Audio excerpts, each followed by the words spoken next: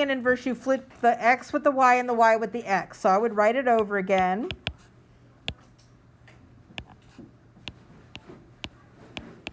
And all I did was switch the x with the y and the y with the x. I have to leave the y alone.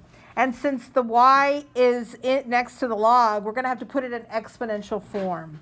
So it's going to be 6 is the base to the x equals y minus 4.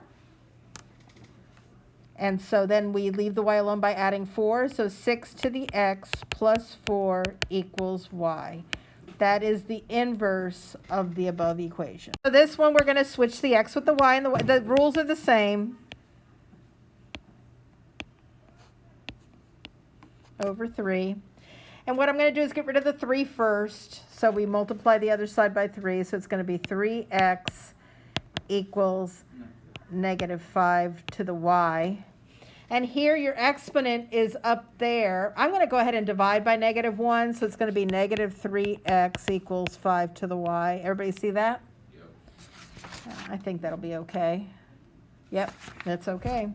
And then I'm going to put it in logarithmic form. So it's log base 5 of negative 3x equals the exponent. And that is my answer. I have switched the x with the y and the y with the x and left the y alone.